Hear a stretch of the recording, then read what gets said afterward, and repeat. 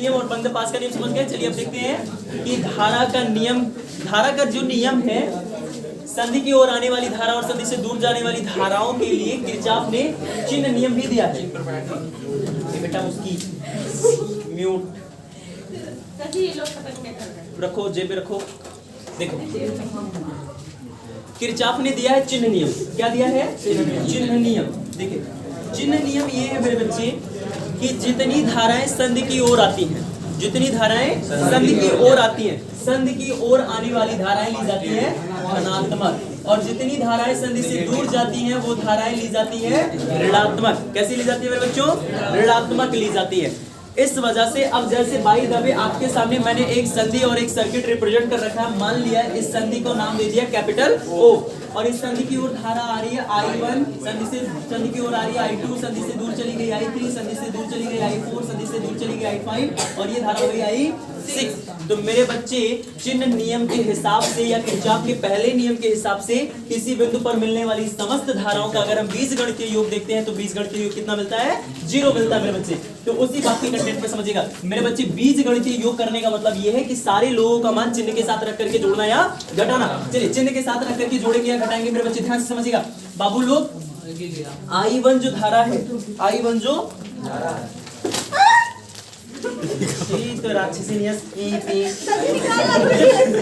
संधि की ओर आने वाली धारा है धनात्मक, तो संधि की ओर आने वाली धारा I1 हो गया पॉजिटिव, और संधि की ओर आ रहा है I2, संधि की से दूर जा रहा है I3 तो माइनस I3, प्लस संधि से दूर गया I4, संधि से दूर गया I5, संधि की ओर आया, टोटल मान मेरे बच्चे 0। देखिए क्या बीजगणितीय योग 0 हो रहा है कि नहीं हो रहा है? हो रहा है। अब यहाँ देखिएगा I1 plus I2 minus I3 minus I4 minus I5 plus I6 is equal to 0, या I1 plus I2 plus I6 is equal to I3 plus I4 plus I5। मेरे बच्चे क्या सिद्ध नहीं हो रहा है कि संधि की ओर आने वाली समस्त धाराओं का जो बीजगणितीय योग है वो संधि से दूर जाने वाली धाराओं के योग के बराबर हो रहा है? Yes sir. यही कारण है मेरे बच्चे कि संधि का नेट धारा 0 हो जाता है। आई बात समझ में? जी सर। ठीक है, आप लोग अगर देखेंगे तो संधि की ओर आने वाली धारा और संधि से दूर जाने वाली जो धारा है आपस में इक्वल है, इस वजह से ये आवेश संरक्षण के नियम को फॉलो करती है। अब बात करते हैं मेरे बच्चे बंद पास का नियम यानी लूप का नियम यानी वोल्टता का नियम, यानी जो किरचॉफ है उनका दूसरा नियम। देखिए किरचॉफ के दूसरे नियम में क्या बात है, कैसे है ये समझ लेते हैं मेरे बच्चे। किरचॉफ का दूसरा नियम कहता है कि अगर कहूं संधि है, सॉरी बंद पास है, बंद पास का मतलब है ना मेरे बच्चे एक लूप बन जाए, सर्किट को मिलाकर क्या बन जाए? एक लूप बन जाए, एक बंद कमरा बन जाए। तो उस बंद कमरे के लिए मेरे बच्चे किरचॉफ ने अपना द्वितीय नियम दिया जिसे हम लोग कहते हैं वोल्टता का नियम। क्या कहते हैं मेरे बच्चे? वोल्टता का नियम। वोल्टता का नियम कहते हैं। वोल्टता के नियम में क्या और कैसी बातें हैं ध्यान से समझिएगा मेरे बच्चे।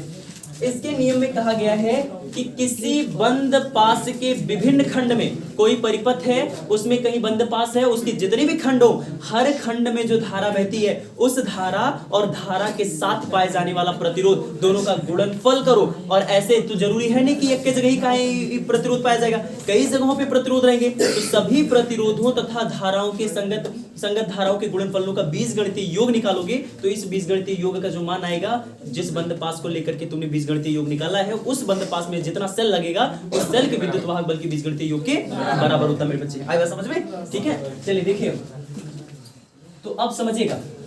इसी बात की पुष्टि के लिए हम लोग यहाँ पे आपके सामने एक ये मान लेते हैं पॉजिटिव और ये नेगेटिव, और यहाँ एक रेजिस्टेंस है, बाहरी रेजिस्टेंस है R1 और इसका विद्युत वाहक बल मान लेते हैं E1 है, और यहाँ बीच में एक सर्किट लग गया, एक रेजिस्टेंस लग गया है R2, फिर एक नीचे लग गया है प्लस माइनस एक अदर रेजिस्टेंस R3 R2, इसका विद्युत वाहक बल E2 है।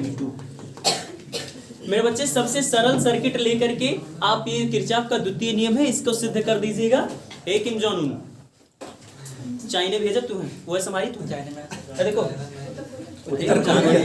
हम कहन का वो चाइना भेजे वो संभारी तू है बात के समझे नहीं देखो चलो चलो। तो मेरे बच्चे ये जो वोल्टता का नियम है या जो आपका बंद पास का नियम है या जो लूप का नियम है, आप कठिन से कठिन सर्किट लेकर के उसका डेरिवेशन कर सकते हैं, लेकिन हमें जब सबसे आसान कर लेंगे तो क्या दिक्कत है, उसमें कुछ दिक्कत थोड़ी है। तो मान लिया ये हमारे सामने देखो सर्किट को लेकर के एक बंद कमरा यहाँ नजर आ रहा, दूसरा बंद कमरा यहाँ नजर आ रहा। मेरे बच्चे इन्हीं को बंद पास कहते हैं या लूप कहते हैं। नाम दे देते हैं A B C D E F। आई बात समझ में? ठीक है मेरे बच्चे, चलिए इसमें बीजगणितीय योग करना है और बीजगणितीय योग में धारा प्रतिरोध का सिंबल लेना पड़ेगा। जब धारा का प्रतिरोध में आप गुणा करेंगे तो वो गुणनफल सिंबल के साथ लेना होगा। आई बात समझ में? और मेरे बच्चे जो विद्युत वाहक बल होगा उनके लिए भी सिंबल के लिए सिंबल रख करके आप जोड़ेंगे घटाएंगे, तभी तो कह रहे हो बीजगणितीय योग। तो इस वजह से किरचॉफ ने इसके लिए भी चिन्ह नियम दिया। मेरे बच्चे चिन्ह नियम में ये बात कही गई है कि सबसे पहले जहां आपको एक बंद पास मिल जाए, बात को ध्यान से समझिएगा मेरे बच्चे, बहुत कंफ्यूज होते हैं इसमें। बंद पास कहीं दिख जाए, कोई लूप परिपथ का एक बंद कमरा कहीं मिल जाए जिसमें एक बल्ब क्या नाम है, एक बैटरी लगी हो और उसके साथ एक सर्किट रेजिस्टेंस जुड़ा हो, तो वो एक बंद कमरा बन जाएगा, वो बंद पास मिल जाएगा मेरे बच्चे। तो सबसे पहले बंद पास का आंख बंद करके आप एक चक्कर लगा लेना। क्या करना? एक चक्कर लगा लेना। चक्कर लगाने के लिए आप अपनी डायरेक्शन का निर्धारण स्वतः कर सकते हैं, उसके लिए कोई रूल रेगुलेशन नहीं है। बस बंद पास के देखते ही तुरंत एक चक्कर लगा दो। बस समझ में? बंद पास के देखते ही तुरंत क्या करना है मेरे बच्चे? एक चक्कर काट देना है बाबू। अब देखिए, अब चक्कर जब काटोगे तो बाय द वे यहां देख लेते हैं कि इससे निकलने वाली धारा है I1। कितनी धारा दे रहा है? पॉजिटिव टर्मिनल से निकलती है, निगेटिव में जाकर एंड होती है। यहां भी पॉजिटिव टर्मिनल से निकला, मान लिया कितना निकल गया? I2। और दोनों धाराएं जब इस बिंदु पर मिलेंगी तो जाहिर सी बात है I1 प्लस I2 बन जाएगी, और फिर यहां जब पहुंचेंगी तो अपने वोल्टेज के हिसाब से फिर ये I1 में और ये I2 में सेपरेट हो जाएगी, बढ़ जाएगी। अब समझ में मेरे बच्चे? अगर हम सर्किट में बंद पास में चल रहे हैं और हमारे चलने की दिशा धारा के विपरीत पड़ जा रही है, हमारे चलने की दिशा धारा के विपरीत पड़ जा रही है, तो उस धारा और उसके संगत प्रतिरोध का गुणनफल सदैव ऋणात्मक रखा जाता है। कैसा रखा जाएगा मेरे बच्चे? ऋणात्मक रखा जाएगा। अगर हमारे चलने की दिशा धारा की दिशा में पड़ रहा है मेरे बच्चे, तो धारा और प्रतिरोध का गुणनफल सदैव धनात्मक दिया जाता है। अगर मेरे बच्चे हम बंद पास में चल रहे हैं और पॉजिटिव से नेगेटिव प्लेट की ओर गए, पॉजिटिव से नेगेटिव प्लेट की ओर गए मेरे बच्चे, तो विद्युत वाहक बल ऋणात्मक होता है, धनात्मक होता है, ऋणात्मक होता है। देख लो मुझसे रोलो पहले, मैं कंफ्यूज हूं। ऋणात्मक होता है। और अगर हम लोग नेगेटिव से पॉजिटिव प्लेट की ओर गए तो विद्युत वाहक बल का मान धनात्मक होता है। मेरे बच्चे ये चिन्ह का नियम है। आई बात समझ में? अब देखिए चिन्ह के नियम से हम लोग यहाँ पे किरचॉफ की जो द्वितीय लॉ है उनको फॉलो कर रहे हैं। सबसे पहले मैंने एक चक्कर काटा कि नहीं काटा? हम यहाँ से आ रहे हैं, धारा हमारी दिशा में आ रही है कि नहीं आ रही है? यहाँ कोई रेजिस्टेंस दिख रहा है कि नहीं दिख रहा है? दिख रहा है। यहाँ इतने हिस्से में कहाँ दिख रहा है? नहीं दिख रहा है। तो उस धारा के संगत कोई प्रतिरोध है? नहीं है। वही धारा जब आगे चल करके हमने देखा तो धारा कितनी हो गई? I1 plus I2। ये धारा किस रेजिस्टेंस में बह रही है? R2 में। तो ये धारा की संगत का प्रतिरोध हो गया, तुरंत ऐसे गुणा कर दो, तो I1 प्लस I2 गुणे R2। मेरे बच्चे मेरे चलने की दिशा क्या धारा की दिशा में नहीं है? ये मेरे चलने की दिशा है, धारा उसी डायरेक्शन में तो जा रही है। दोनों का गुणनफल कैसा रखेंगे? पॉजिटिव रखेंगे। मेरे बच्चे हम और आगे बढ़े, I1 हो गया। अब ये I1 किस में गया? R1 में। तो I1 के संगत कौन सा रेजिस्टेंस? R1। मेरे बच्चे दोनों का गुणनफल कराएंगे I1 गुणे R1। मेरे बच्चे क्या ये ऋणात्मक लिया जाएगा? नहीं। क्यों ऋणात्मक लेंगे भाई? जब ये धारा की दिशा में हो रहा है। आई बात समझ में? बराबर। अब देखो यहां से चल रहे हो तो पहले नेगेटिव प्लेट मिलेगा फिर पॉजिटिव, तो उसका विद्युत वाहक बल E1 कैसा आएगा? धनात्मक आएगा। आई बात समझ में? ठीक है। अब चलिए, अच्छा ये किस बंद पास के लिए बात कर रहे थे हम लोग? ये हम बात कर रहे थे बंद पास ABCFA में, ABCFA में। ये पहले बंद पास के लिए हमने बात कर लिया। यहाँ कोई फॉर्मूला नहीं निकलेगा, है ना? यहाँ बस एक बात की पुष्टि देखने को मिलेगी कि धारा और उसके संगत प्रतिरोधों के गुणनफलों का बीजगणितीय योग संयुक्त विद्युत वाहक बल के बराबर आ रहा है। अब ये ऐसा क्यों हो रहा है उसके पीछे जरा कारण समझ लीजिए मेरे बच्चे। ये है तो वोल्टेज जो है ना, वोल्टेज बराबर धारा गुणे प्रतिरोध होता है कि नहीं होता है? बस वही लॉ है ये, और कुछ थोड़ी है। अब इसके बाद देखिए मैं दूसरे बंद पास के लेकर के बात कर रहा हूं। बंद पास FCDEF, बंद पास FCDEF में। इसमें देखिएगा मेरे बच्चे, इसमें जैसा मर्जी आप वैसा चल लीजिए। पहले मैंने ऐसे चला था तो मैं उसके विपरीत चल दूं? चलो मैं ऐसे चल लेता हूं। ठीक, मैं यहां से चलना शुरू कर रहा हूं, ऐसे ऐसे। चलो देखो मैं यहां से चलना शुरू कर रहा हूं। यहां मुझे कोई धारा दिखेगी? I2 किस में बह रही है? तुरंत उसके धारा के संगत प्रतिरोध R3 हो गया, गुणा कराएंगे I2 इंटू R3। ये ऋणात्मक रहेगा कि धनात्मक? ऋणात्मक रहेगा। क्यों सर जी, क्यों ऋणात्मक? हाँ, आप वैसे जा रहे हो, धारा ऐसे आ रही, विपरीत डायरेक्शन हो गया। प्लस तो उसके बाद और आगे बढ़े, कौन सा रेजिस्टेंस मिल गया? R2 में कौन सी धारा जा रही है? दोनों का गुणा करा देंगे तो I1 प्लस I2 एंड गुणे R2। अब ये प्लस की माइनस, क्यों माइनस सर जी? धारा उधर जा रही है, आप इधर आ रहे हो।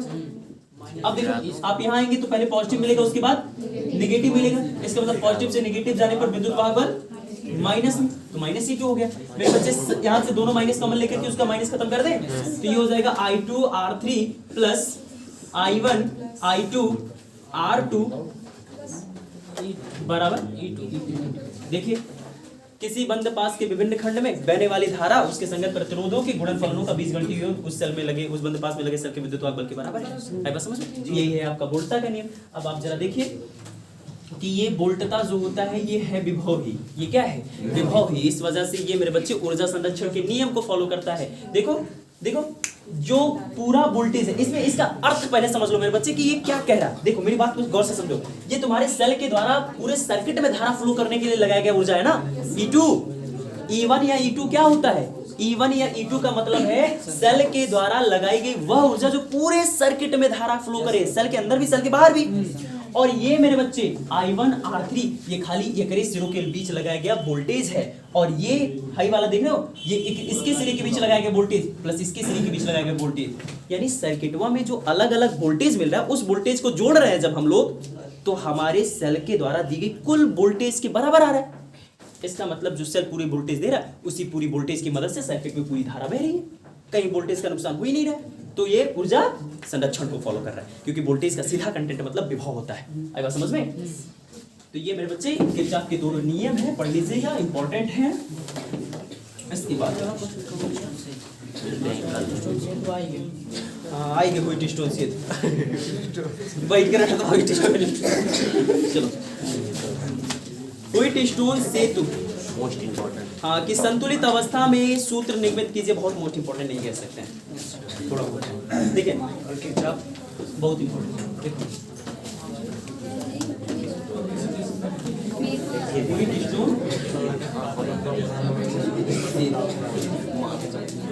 चलिए मेरे बच्चे, व्हाइट स्टोन सेतु, व्हाइट स्टोन सेतु की कहानी में क्या है, कैसे है? देखिए ए साथ प्रोफेसर CF व्हाइट स्टोन ने, ठीक है, CF तो पूरा नाम है पता नहीं, प्रोफेसर CF व्हाइट स्टोन ने एक विशेष प्रकार के परिपथ का आविष्कार किया, जिस परिपथ की मदद से हम जटिल से जटिल सर्किट का प्रतिरोध बहुत आसानी से कैलकुलेट कर सकते हैं। बस समझ में? ठीक है मेरे बच्चे। तो इसके लिए सबसे पहले 4 प्रतिरोध लेने, इसके लिए सबसे पहले 4 प्रतिरोध लेना है, PQRS। सबसे पहले 4 प्रतिरोध PQRS, इनको आपस में श्रेणी क्रम में ऐड करना है, इनको आपस में श्रेणी क्रम में ऐड करना है और ऐड करके एक चतुर्भुज बनाना है मेरे बच्चे। देखिए सबसे पहले हम 4 resistance P Q R S 4 resistance ले लिया। चारों रेजिस्टेंस पहले ऐसे खुले थे, चारों रेजिस्टेंस पहले ऐसे से थे, ठीक है, ऐसे से थे। फिर मैंने मोड़ करके इनको ऐसे एक चतुर्भुज बना दिया। आई बात समझ में? मैंने क्या किया मेरे बच्चे? चतुर्भुज बना दिया। अब देखिए चतुर्भुज में 2 विकर्ण है, A B C और D। एक विकर्ण AC है, दूसरा विकर्ण BD है। मेरे बच्चे मैं विकर्ण AC के बीच में एक लगा देता हूँ सेल और दूसरा लगा देता हूँ कुंजी। क्या लगा दूंगा? सेल और कुंजी। और दूसरे विकर्ण BD के बीच में हम एक लगा देंगे धारा मापी कैपिटल G और यहाँ लगा देंगे एक दूसरी कुंजी मेरे बच्चे K2। ठीक है, ये हो गया K1। इसका विद्युत वाहक बल मान लेते हैं E, ठीक है। ये सर्किट बन करके तैयार हो जाएगा व्हाइट स्टोन सेतु। तो व्हाइट स्टोन सेतु क्या है? व्हाइट स्टोन सेतु एक विशेष प्रकार का परिपथ है जिसकी सहायता से आप जटिल परिपथों का प्रतिरोध बहुत सरलता से ज्ञात कर सकते हैं। इसके निर्माण के लिए, इसको बनाने के लिए हम 4 प्रतिरोध PQRS को लेते हैं, इनको आपस में श्रेणी क्रम में जोड़ करके एक चतुर्भुज ABCD का निर्माण करते हैं। चतुर्भुज की 4 भुजाएं PQRS 4 प्रतिरोध रिप्रेजेंट करती हैं, 4 प्रतिरोध रिप्रेजेंट करती है। चतुर्भुज के विकर्ण A और C के बीच में हम एक सेल कैपिटल E तथा एक कुंजी K1 जोड़ देते हैं तथा दूसरे विकर्ण BD के बीच में एक गैल्वेनोमीटर कैपिटल G तथा एक दूसरी कुंजी K2 ऐड कर दिया जाता है। आई बात समझ में?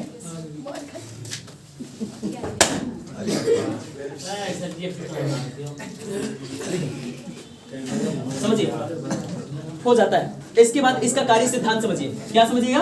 कार्य सिद्धांत। ये कार्य कैसे करता है ध्यान से समझिए। सबसे पहले हम कुंजी के को प्रेस कर देते हैं, कुंजी के को प्रेस कर देते हैं, जिसकी वजह से ये सेल के पॉजिटिव टर्मिनल से धारा आने लगती है। मान लिया धारा कितनी आ रही है? आई की धारा आ रही है मेरे बच्चे, आई धारा आ रही है। ये धारा आई जैसे बिंदु ए पर पहुंचती दो हिस्सों में बट जाती है। मान लिया यहाँ पे धारा बह गई I1 और यहाँ धारा चली गई I2। अब हम चारों प्रतिरोधों के मानों को अरेंज करते हैं, चारों प्रतिरोधों के मानों को इस प्रकार समायोजित कर देते हैं, इस प्रकार व्यवस्थित कर देते हैं कि मेरे बच्चे जैसे मैं कुंजी K2 को दबाऊं तो ये जो धारा I1 और I2 है ये इस विकर्ण BD में बहे ही ना। आई बात समझ में? और प्रतिरोधों को अरेंज करने का मतलब सीधा सा है कि बिंदु बी और डी के बीच का विभवांतर शून्य कर दिया जाए रेजिस्टेंस की मदद से। आई बात समझ में? तो बी डी के बीच का विभवांतर शून्य कर दिया जाता है चारों प्रतिरोधों को मैनेज करके। और जैसे हम कुंजी K2 प्रेस करते हैं तो ये जो धारा I1 या I2 है इस गैल्वेनोमीटर में जाती ही नहीं है। और गैल्वेनोमीटर में अगर धारा नहीं बह रही है तो हमारा गैल्वेनोमीटर की सुई शून्य विक्षेप की स्थिति में है। इस स्थिति में हमें कहा जाता है कि ये व्हिटस्टोन सेतु संतुलन की अवस्था में है। संतुलन की अवस्था में व्हिटस्टोन सेतु की डेफिनेशन दी गई है कि इन दो संलग्न भुजाओं के प्रतिरोधों का अनुपात से दो अन्य संलग्न भुजाओं के प्रतिरोधों के अनुपात के बराबर आता है। इसका मतलब अगर दो संलग्न का मतलब होता है कि इन्हीं दो आपस में लगी हुई भुजाएं ले लें। जैसे अगर मैं ये PQ रेजिस्टेंस वाला ले लूं या A और P और R वाला रेजिस्टेंस कोई भी ले लूं तो दो भुजाओं का अगर मैं अनुपात निकालूंगा, जैसे P/Q का अगर मैं दोनों भुजाओं के प्रतिरोधों का अगर मैं रेशियो निकाल रहा हूं तो वो R/S के बराबर आएगा मेरे बच्चे। आई बात समझ में? तो इस स्टेज में इस परिस्थिति में I1 और I2 धारा इस विकर्ण BD में जाती ही नहीं है। अतः I1 धारा फिर भाग BC में तथा I2 धारा फिर भाग DC में जाती है और फिर मिलकर के I बन जाती है और इस प्रकार से यहाँ के नेगेटिव टर्मिनल में फिर वो एंटर कर जाती है। आई बात समझ में? अब जरा समझिएगा, किरचॉफ का नियम लगाएंगे मेरे बच्चे। इसको प्रूव करने के लिए क्या करेंगे? किरचॉफ का नियम लगाएंगे। किरचॉफ के नियम द्वितीय नियम के अकॉर्डिंग सबसे पहले आप बंद पास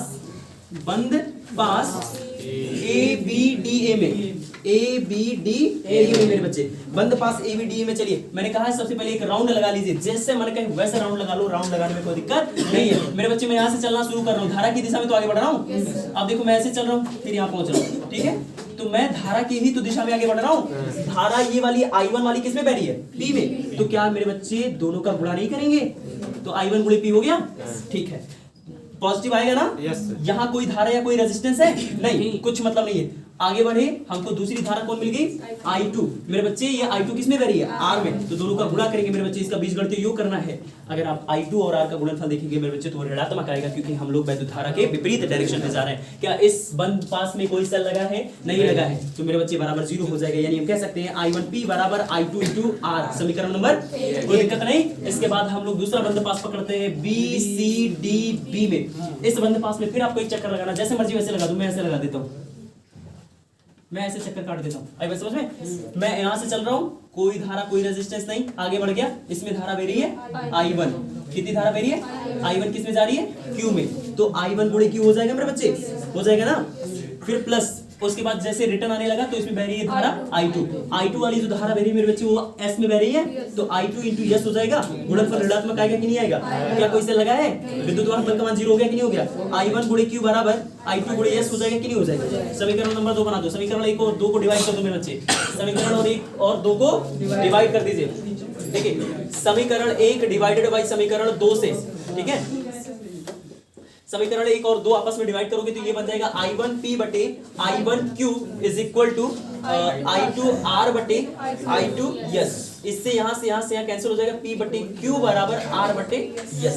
किन्हीं दो संलग्न भुजाओं के प्रतिरोधों का अनुपात से दो अन्य संलग्न भुजाओं के प्रतिरोधों के अनुपात के बराबर आ गया। याद रखना ये व्हिटस्टोन सेतु की संतुलित अवस्था प्रदर्शित करती है। यही है व्हिटस्टोन सेतु। बहुत आराम से इसको बस 2-4 बार पढ़ो, कहानी खत्म हो जाती है, ठीक है?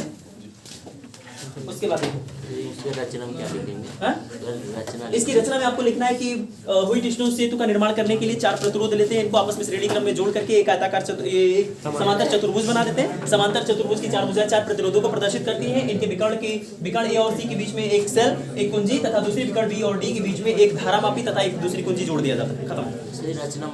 रचना मतलब ये फिगर, फोटो जो चित्र में बना है वही चिपका दो।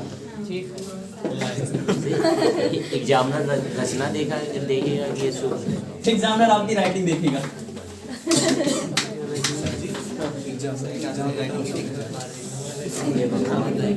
शांत शांत शांत। उसके बाद विभव मापी का सिद्धांत समझाइए। इसकी सहायता से किसी सेल का आंतरिक प्रतिरोध ज्ञात करने के लिए पचपच का आरेख खींचिए और प्रयुक्त सूत्र को प्राप्त करिए। चलिए विभव विभव मापी क्या है मेरे भाई? देखो विभव मापी के कार्य करने का जो सिद्धांत है वो बड़ा सिंपल सा है कि इसमें एक तार होता है एसी। विभव मापी के बारे में थोड़ा सा समझ लेते हैं फिर इधर बढ़ते हैं। देखो विभव मापी बनाया कैसे जाता है? विभव मापी को बनाने के लिए मेरे बच्चे एक लंबा सा तार लेते हैं हम लोग एसी। क्या करते हैं? एक लंबा सा तार लेते हैं एसी। तार के सिरे ए को हमें एक बैटरी के पॉजिटिव टर्मिनल से जोड़ देते हैं, बैटरी के पॉजिटिव टर्मिनल से जोड़ देते हैं तथा इसके नेगेटिव टर्मिनल में हम लोग लगा देते हैं एक कुंजी। क्या लगा देंगे? एक कुंजी लगा देंगे मेरे बच्चे।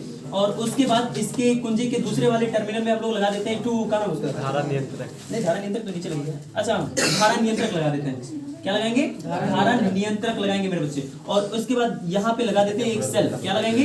एक सेल। और इस सेल में लगा देते हैं एक गैल्वेनोमीटर। ऐसे बनाया जाता ना? बस सही होगा? सही है। ठीक है, ये सेल हो गया और ये होगी बैटरी। तो इस तरीके से बन जाता है हमारा विभव मापी। क्या बन जाता है मेरे बच्चे? विभव मापी बन जाता है। विभव मापी में ये जो तार एसी लगा होता है, इस तार की थोड़ी सी कहानी है। तार की कहानी ये है कि ये मैग्नीन अथवा कॉन्स्टेंटम का बना एक मिश्र धातु होता है। दोनों में से मैग्नीन या कॉन्स्टेंटम दोनों में से किसी एक का प्रयोग किया जाता है। और इसकी तार की लंबाई हालांकि यहाँ सीमित नहीं होती है, जबकि अगर मैं मीटर सेतु के बारे में बात करता हूँ सबसे बड़ी कंफ्यूजन तुम लोगों को यही होती है। मैंने क्वेश्चन दिया था विभव मापी के सिद्धांत पे काम करता है, सब लोग चिपका करके आया है कि व्हिटस्टोन सेतु के सिद्धांत पे काम करता है। व्हिटस्टोन सेतु के सिद्धांत पर मेरे बच्चे मीटर सेतु काम करता है। आया समझ में? व्हिटस्टोन सेतु के सिद्धांत पे कौन काम करता है? मीटर सेतु काम करता है मेरे बच्चे। विभव मापी के कार्य करने का सिद्धांत विभव प्रवणता से है। और विभव प्रवणता के सिद्धांत इसमें यह है कि इस तार के एकांक लंबाई पर जैसे जैसे तुम आगे बढ़ोगे विभव का मान घटता है। अब समझ में? और विभव का मान जितना घट जाएगा, विभव में जितना पतन हो जाएगा, उसी को विभव प्रवणता कहते हैं। इसी के सिद्धांत पर ये काम करता है। यानी कह सकते हैं कि V/L।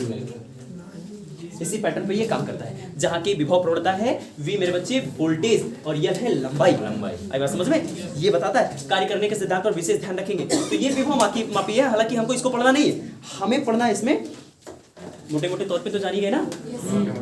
हाँ कहाँ गया क्वेश्चन यार? कहता है हाँ, इसकी सहायता से किसी सेल का आंतरिक प्रतिरोध ज्ञात करना है। ठीक है, चलिए देखें। तो जो ये आप देख रहे हो विभव मापी, इसमें थोड़ी से रचना में परिवर्तन कर देते हैं हम लोग। रचना में क्या करते हैं भाई? परिवर्तन कर देते हैं। ठीक है नहीं बाबू, बहुत अजूबा।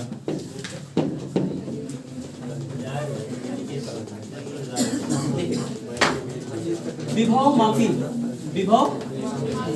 मेरे बच्चे मैं दो स्ट्रक्चर बना करके दे रहा हूं, जैसी इच्छा होगी वैसी बना लेना। ठीक है, मुझे क्या करना है यहाँ पे किसी सेल के आंतरिक प्रतिरोध का मान निकालना है। ठीक है, चलिए देखिए सबसे पहले जो किताब में बनाया गया, किताब में ऐसे बनाया गया है। यहाँ लगा एक बैटरी पॉजिटिव टर्मिनल,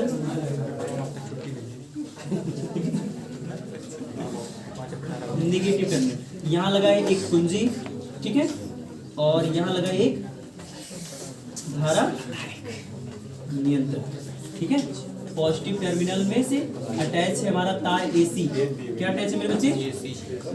तार एसी। ये हो गया ए, ये हो गया सी। ऐसे मुड़ा करके दिखाया गया। ये कुंजी की है। ध्यान नहीं आया तुम लोग? क्यों जी ध्यान नहीं आया हो? दिमाग खराब हो गया, समझ में नहीं आ रहा। मुंडे पे एकदम एग्जाम बैठा है, एक पैसे का सीरियस नहीं हो तुम लोग, हरामखोर। देखो ये बैटरी हो गया ई, और किसी सेल का हमको क्या करना है? आंतरिक प्रतिरोध निकालना है। तो यहाँ हम अटैच कर देते हैं अपना वो सेल जिसका हमको निकालना है आंतरिक प्रतिरोध। ठीक है, और यहाँ लगा देते हैं एक, मैं भूल गया क्या लगाते थे, धारा नहीं, हाँ वहाँ लगाते हैं प्रतिरोध बॉक्स। क्या करते हैं? प्रतिरोध बॉक्स लगा देते हैं और यहाँ लगा देते हैं एक कुंजी। क्या करेंगे? एक कुंजी लगाएंगे और इसको यहाँ एक गैल्वेनोमीटर लगाएंगे, संट युक्त रहता है। और उसके बाद से इसको अटैच कर देते हैं हम लोग इस तार एसी से एक जॉकी के द्वारा। जॉकी एक सरकने वाली कुंजी होती है जो तार एसी पे फिसल सकती है। तो हालांकि संरचना तुम लोगों की किताब में ऐसी दी गई है, बिकिल तो ना बना रखो, तो जैसे हम बनाई देती वैसे देखो। हाँ, जिसको मैं जैसे मैं बना रहा हूँ, जैसे एक तो मीटर सेतु वाला तुम लोगों को ज्यादा आसानी से याद हो जाता है। मीटर सेतु के सिद्धांत पे ठीक इसको चिपका दो। देखो भाई जैसे बनाते हो ना, इसे बनाओ। पॉजिटिव कुंजी, धारा नियंत्रक, और ये तार हो गया एसी। ये क्या हो गया? तार एसी हो गया मेरे बच्चे, के आर एच कैपिटल ई।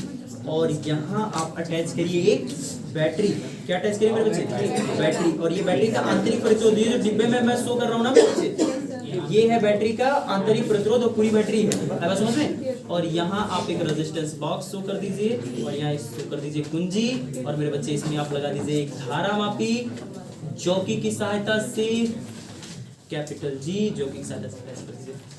ठीक है, जैसे मर्जी वैसे बना लो, चाहे वो वाला बनाओ चाहे ये वाला बनाओ। मुझे लगता है थोड़ा आसान वो पड़ेगा, तो भाई भड़कम सा लगता है ना, भड़कीला लगता है थोड़ा सा। ठीक है,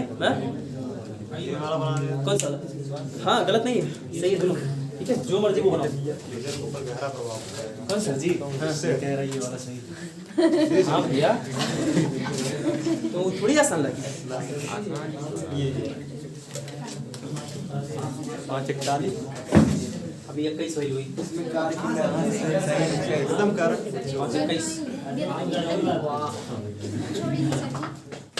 बैठे रहो 5:30 पे। अभी मुझे जब लगेगा तो मैं छोड़ दूंगा। चलो देखो, हमें आंतरिक प्रतिरोध निकालना है। शांत रहो, शांत रहो, शांत, चुप, आराम करो।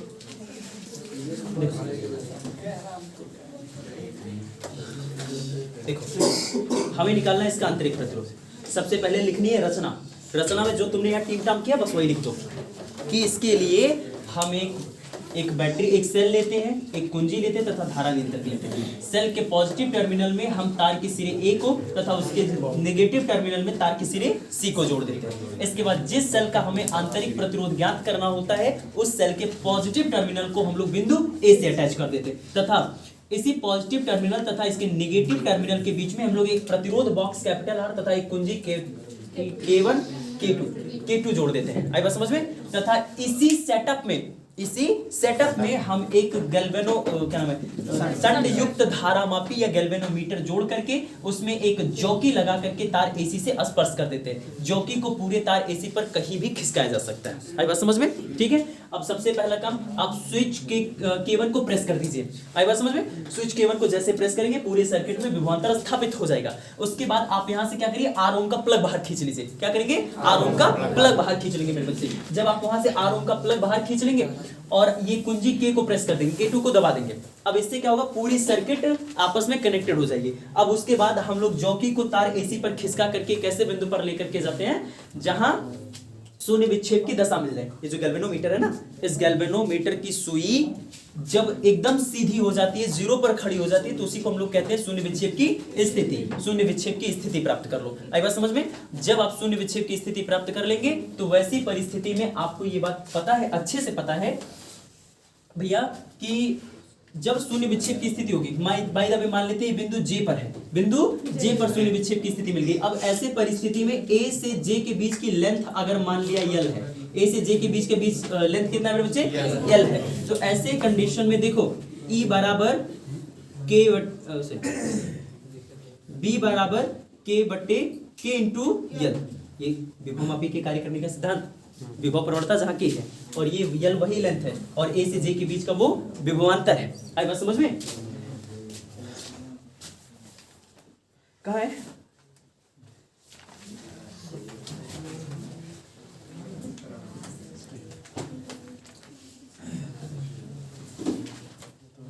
उसके बाद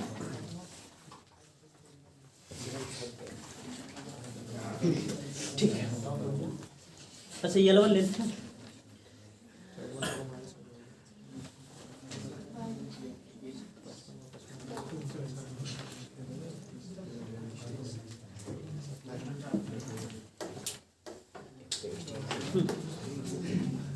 ठीक है। चलिए मान लिया शुरुआती दौर में लेंथ L1 था तो ये हो जाएगा B is equal to K into L1।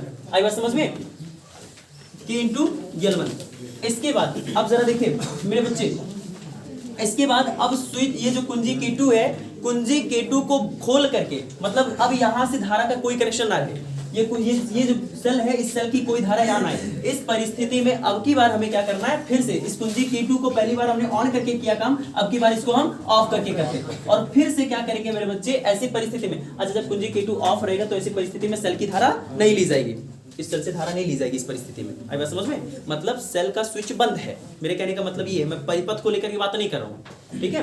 हाँ, आप ये जानते हो ना कि अगर परिपथ खुला है, परिपथ खुला है, तो इसका मतलब स्विच ऑफ है, इसका मतलब स्विच ऑफ है, ऐसे कंडीशन में धारा नहीं बहती है। और मैं वही बात कह रहा हूँ कि अब की बार ये ऑफ है, आई बात समझ में? तो धारा प्रवाह नहीं हो रही है। जब धारा प्रवाहित नहीं होगी मेरे बच्चे, तो अब की बार फिर हमें क्या करना है, या तार को खिसका करके, चौकी को खिसका करके फिर से शून्य विक्षेप की स्थिति प्राप्त करनी है। अब जब फिर से शून्य विक्षेप की स्थिति प्राप्त करेंगे, तो ऐसी कंडीशन में आपको पता है कि बाई द वे अब की बार वो बिंदु ए से L1 L2 दूरी पर मिल गई। कहां मिल गई?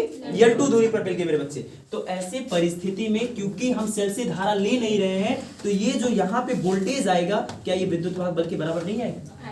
आएगा ना, विद्युत वाहक बल के बराबर आएगा। तो अब की बार के बराबर K इंटू L2 हो जाएगा।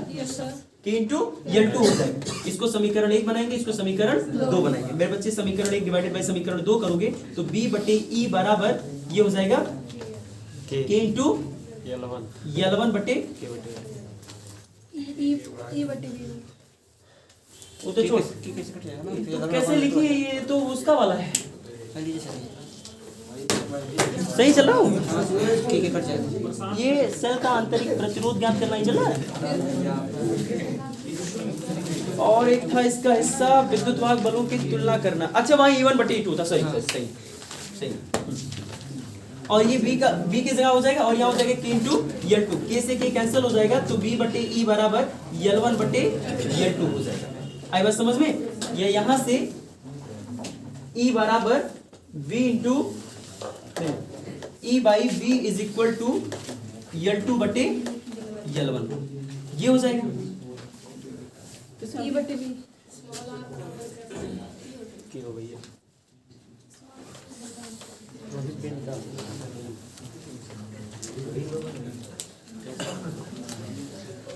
अच्छा ठीक है, हाई जो फॉर्मूला अभी निकाले थे हम लोग पीछे डेरिवेट करके, एक फॉर्मूला भी निकाले थे बाबू, E is equal to V plus I into R, निकाले थे ना? अब यहीं से बाबू एक टर्म और देखिएगा, यहाँ से हम लोग देखो V इज इक्वल टू क्या होता है, I into capital R plus I into R। यहाँ से I बराबर स्मॉल ई बटे small r plus capital R किए थे ना। यहीं से एक फॉर्मूला और जनरेट होता है, और वो क्या जनरेट होता है देखिए। अब की बार यहाँ क्या करना है, आप I की जगह पे B बटे कैपिटल R पुट करिए। जब I की जगह पे B बटे कैपिटल R रखते हैं तो E is equal to V plus I की जगह हो जाएगा B बटे R इंटू स्मॉल आर हो जाएगा। यहाँ से क्या कॉमन है मेरे बच्चे, कैपिटल V कॉमन है ना, तो यहाँ 1 प्लस स्मॉल r बटे कैपिटल R बन जाएगा। ये V को अगर मैं ट्रांसफर कर दूं तो E by B is equal to 1 plus small r बटे कैपिटल R हो जाएगा कि नहीं हो जाएगा? आप जरा देखो, इसकी जगह पे मैं वो रख सकता हूँ। हेलो नमस्ते, हाँ भैया, अच्छा ठीक है, ठीक हो नहीं, जाओ बाहर जाओ, बाहर कोई मिला है देखो यहाँ पे। अब यहाँ पे E बटे V की जगह रख सकते हैं, ठीक। E बटे V की जगह कितना रख सकते हैं बच्चे, 1 प्लस स्मॉल r बटे plus capital R is equal to L2 बटे L1। यहाँ से इसको सॉल्व करेंगे तो E बन जाएगा R प्लस R बटे capital R is equal to L2 बटे L1। यहाँ से मेरे बच्चे स्मॉल r का डाटा निकाल देंगे तो ये हो जाएगा R plus R is equal to capital R into L2 बटे L1, या small r is equal to capital R into L2 बटे L1 माइनस कैपिटल R, उधर पक्षांतर करने पर। अब की बार कॉमन कर लेंगे कैपिटल R, तो ये बन जाएगा L2 बटे L1 माइनस 1। आई बात समझ में? इसको पूरा सॉल्व कर दीजिए या छोड़ दीजिए तो ये आ जाएगा capital R is equal to small r is equal to capital R into L2 minus L1 बटे ये आ जाएगा यहाँ से आपको आंतरिक प्रतिरोध। अब ध्यान से समझिएगा, अब समझ में नहीं आ रहा होगा सर जी यहाँ कैपिटल R क्या है। मेरे बच्चे यहाँ से जो R ओम का प्लग निकालते हैं, ये वो कैपिटल R ओम का रेजिस्टेंस है, और L1 L2 आप दो अलग अलग परिस्थितियों में शून्य विक्षेप की स्थिति प्राप्त कर रहे हैं, है ना। पहली स्थिति क्या है, पहली स्थिति ये है कि यहाँ से मैंने कोई प्लग नहीं निकाला, वो मैंने दूसरे स्टेप पे बताया, परेशान मत होना। यहाँ से फर्स्ट स्टेज में क्या करेंगे, सेकंड स्टेज में क्या करेंगे, वो ऊपर नीचे कर लीजिएंगे, उससे कोई दिक्कत है नहीं। अब फर्स्ट स्टेज में केवल जब इसमें पूरी धारा बहने लगे, केवल इस सेल की धारा इस सर्किट में ना आए, तो इस परिस्थिति में आप शून्य विक्षेप की स्थिति प्राप्त कर लो। तो जब सेल से धारा नहीं ले रहे हैं तो ऐसे कंडीशन में जो भी विभवांतर आएगा, हालांकि ये विभव मापी के सोर्स पे काम कर रहा है और विभव मापी के कार्य करने का सिद्धांत जो होता है V इक्वल टू K/L होता है, यानी विभव बराबर जो वोल्टेज होता है ये डायरेक्टली चालक की लंबाई के समानुपाती होता है। आई बात समझ में, जहां की विभव प्रवणता होता है। अब ऐसे परिस्थिति में बाई द वे इसको हम शून्य विक्षेप की स्थिति पे प्राप्त कर रहे हैं, तो A से उस शून्य विक्षेप की स्थिति की लंबाई अगर L2 हो तो V बराबर E into K into L2 हो जाएगा। अब ऐसे कंटेंट में ध्यान समझिएगा, अब की बार क्या करना है, यहां से R ओम का प्लग बाहर निकालना और कुंजी K2 प्रेस करनी है। जब R ओम का प्लग बाहर निकालोगे, कुंजी K2 प्रेस कर दोगे, तो अब की बार तो आप तो सेल से धारा ले रहे हो, जिस सेल का आंतरिक प्रतिरोध ज्ञात कर रहे हो। तो ऐसे कंडीशन में अब की बार क्या होगा कि शून्य विक्षेप की स्थिति कुछ अगले जगह पे मिलेगी।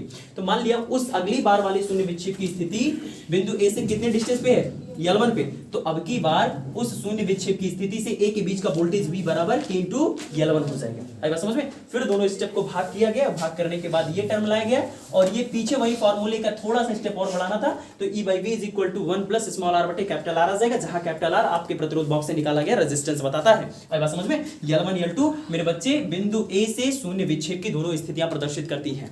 आई बात समझ में। तो ये आपका विभवमापी से क्या नाम है, किसी सेल का आंतरिक प्रतिरोध ज्ञात करने की कंडीशन हो। इसके बाद अगला टॉपिक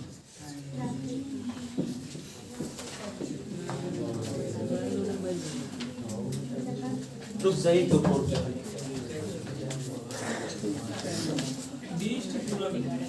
कितना 17 हो ही गया, तो 2-3 मिनट को। हाँ, चुंबकीय क्षेत्र का मात्रक क्या है, बहुत बार क्वेश्चन पूछा गया है। देखो चुंबकीय क्षेत्र यानी V, जिसका सामान्यतः मात्रक होता है वेबर पर मीटर स्क्वायर, या एक और होता है जिसे हम लोग बोलते हैं टेस्ला, या फिर एक और होता है जिसे हम लोग बोलते हैं गॉस, या एक और मात्रक होता है न्यूटन डैश मीटर प्रति एम्पियर स्क्वायर। ये थोड़ा सा देखो तो मैं थोड़ा सा कंफ्यूज हो रहा हूँ, शायद मीटर का स्क्वायर होता है कि नहीं होता है, नहीं होता होगा, फिलहाल सही लिखा है मैंने, पर श्योर करो न्यूटन डैश मीटर प्रति ampere square, newton dash metre square प्रति एम्पियर, मीटर स्क्वायर प्रति एम्पियर, शायद देखो जल्दी देखो, newton dash newton ampere newton प्रति ampere square newton ampere metre newton प्रति एम्पियर डैश मीटर ना, न्यूटन प्रति एम्पियर डैश मीटर, एक ये होता है। तो ये वैद्युत क्षेत्र का मात्रक होता है। वैद्युत क्षेत्र सदिश राशि है, आपको पता है, ठीक है, ये इसका मात्रक है बहुत। और उसके बाद देखिए under root mu naught epsilon naught का मान देखिए मेरे बच्चे, under root mu naught epsilon naught का जो मान होता है ये 1/c होता है। आई बात समझ में, इस चीज को ध्यान में रखिएगा। और इसका मतलब हो गया 1/3 गुणे 10 की घात -8 मीटर पर सेकंड। सही है ना, अरे वही 1/c, ठीक। तो ये डाटा याद रखिएगा, ठीक है, ये होता है। और देखिए इसके बाद है, अच्छा इसका मात्रक भी लिखना मेरे बच्चे, तो इसका मात्रक ध्यान से समझो, मीटर प्रति सेकंड का होल इनवर्स। आई बात समझ में, या उसको कह सकते हो सेकंड प्रति मीटर, समझ में आ रहा है? ये बोल सकते हो। और वही तो बनेगा भाई।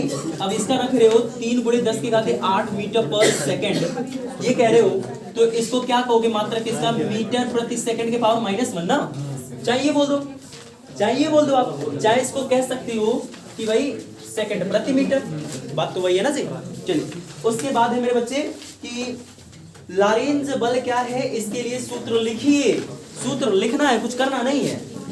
चलिए देखिए लॉरेंज बल क्या है बाबू, अगर कोई आवेशित कण, कौन आवेशित कण, अगर कोई आवेशित कण है मेरे बच्चे, ठीक है, और ये आवेशित कण किसी एक समान चुंबकीय क्षेत्र में, ये आवेशित कण किसी एक समान चुंबकीय क्षेत्र में या असमान चुंबकीय क्षेत्र में अगर गति करने लगता है मेरे बच्चे, तो आवेशित कण पर एक बल लगता है, इस लगने वाले मेरे बल को कहते हैं लॉरेंज बल। इसको बहुत बढ़िया से पढ़ लेना, लॉरेंज बल का कंटेंट। मान लिया कि एक समान वैद्युत क्षेत्र V में, एक समान वैद्युत क्षेत्र V में एक आवेशित कण Q स्मॉल v वेग से क्षेत्र की दिशा से थीटा डिग्री का कोण बनाते हुए प्रवेश करता है, तो उस आवेशित कण पर लगने वाला बल F = Q V d sin theta होता है मेरे बच्चे, ये उसका फॉर्मूला है। आई बात समझ में? जब भी व्यंजक लिखने को कहेगा, एक चीज हमेशा याद रखना, व्यंजक लिखने के बाद हर एक अंक को, हर एक अक्षर को संकेतित जरूर कर देना कि F क्या है, Q क्या है, V क्या है, V क्या है, थीटा किसके बीच का कोण है। जब भी व्यंजक लिखेगा इस चीज को संकेत में जरूर डाल दीजिएगा। आई बात समझ में? ठीक है, तो लॉरेंज बल क्या होता है मेरे बच्चे? जब कोई आवेशित कण किसी चुंबकीय क्षेत्र में गति करता है तो उस आवेशित कण पर एक बल लगता है जिसे हम लोग कहते हैं लॉरेंज बल। आई बात समझ में? F से रिप्रेजेंट करते हैं, F = QVB sin थीटा होता है। चालक पर लगने वाला जो बल होता है वो अलग होता है। चालक पर लगने वाले बल का जो फार्मूला होता है F = IBL sin थीटा होता है। IBL sin थीटा होता है। आई बात समझ में? उसके लिए ये फार्मूला है, वो चालक पर लगने वाला बल है मेरे बच्चे, और जबकि ये किसी आवेशित कण पर लगने वाला लॉरेंज बल होता है।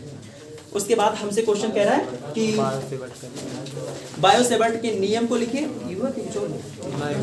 बायो-सेवर्ट का नियम लिखिए तथा इसके लिए सूत्र निगमित कीजिए। बायो-सेवर्ट का नियम मेरे बच्चे, किसी चालक में अगर धारा प्रवाह कर रहे हैं तो धारा प्रवाह करने के कारण किसी, अच्छा ये बात अच्छे से जान लो कि किसी चालक में अगर धारा बह रही है तो चालक में धारा बहने के कारण चालक अपने चारों ओर मैग्नेटिक फील्ड जनरेट कर लेता है। चालक क्या करता है? अपने चारों तरफ मैग्नेटिक फील्ड जनरेट कर लेता है मेरे बच्चे। तो हमें किसी चालक में अगर धारा प्रवाहित करने के कारण मैग्नेटिक फील्ड जनरेट हो रहा है तो उसके लिए बायो और सेवर्ट ने मिलकर के एक नियम दिया है जिसकी वजह से हम लोग वो कितना मैग्नेटिक फील्ड जनरेट कर रहा है उसकी गणना कर सकते हैं। देखिए बायो तथा सेवर्ट का नियम, बायो तथा सेवर्ट का नियम एक तो नाम से पूछ सकता है इस क्वेश्चन को, या बड़ा कंफ्यूज कर देता है ये। अगर आप बाय द वे पेपर में उलझे हुए 2-4 क्वेश्चन उलझा हुआ मिल गया, दिमाग खराब है आपका।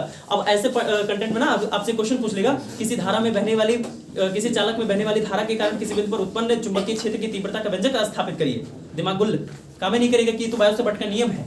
आई बात समझ में? तो किसी धारावाही चालक में बहने वाली धारा के कारण अगर आपको चुंबकीय क्षेत्र निकालना है तो याद रखना वो बायो सेवर्ट के नियम के अकॉर्डिंग होगा। बायो सेवर्ट के नियम के हिसाब से क्या बातें होती हैं? देखिए बायो सेवर्ट का नियम, बायो सेवर्ट का नियम क्या कहता है मेरे बच्चे?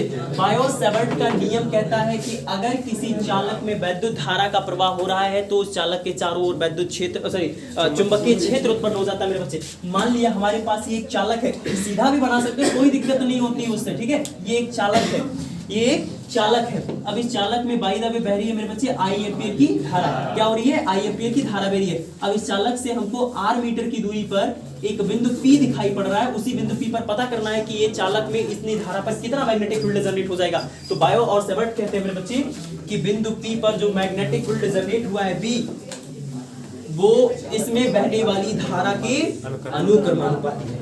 याद रखना बायो सेवर्ट का नियम चालक के पूरे भाग की वजह से किसी एक अकेले बिंदु पर मैग्नेटिक फील्ड जनरेट करने का नियम नहीं देता है, वो चालक के एक छोटे भाग के कारण किसी बिंदु पर उत्पन्न मैग्नेटिक फील्ड निकालने का फॉर्मूला देता है। आई बात समझ में? तो मान लिया कि यहां से जिस बिंदु पर आपको वैद्युत क्षेत्र की तीव्रता, चुंबकीय क्षेत्र की तीव्रता पता करना है, उसका ये छोटा सा लेंथ डेल्टा एल है। सिर्फ इतने भाग के कारण वहां मैग्नेटिक फील्ड निकल रहा है, पूरे तार के कारण नहीं निकल रहा मेरे बच्चे।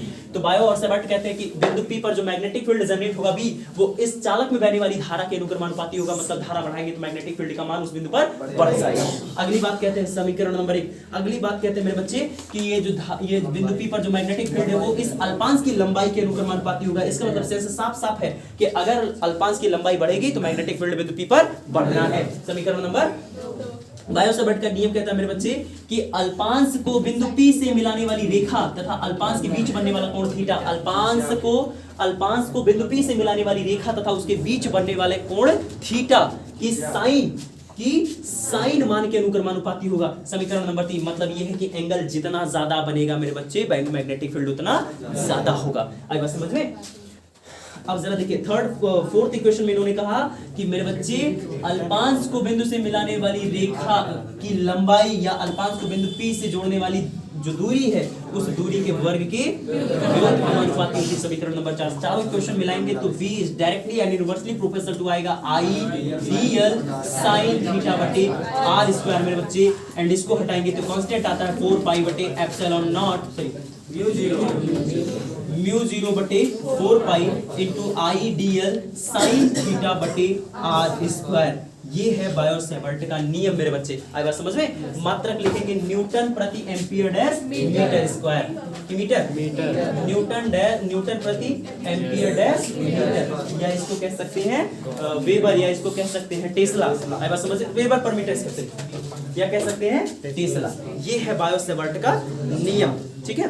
उसके बाद कह रहा है एम्पियर की परिपथीय नियम की व्याख्या कीजिए।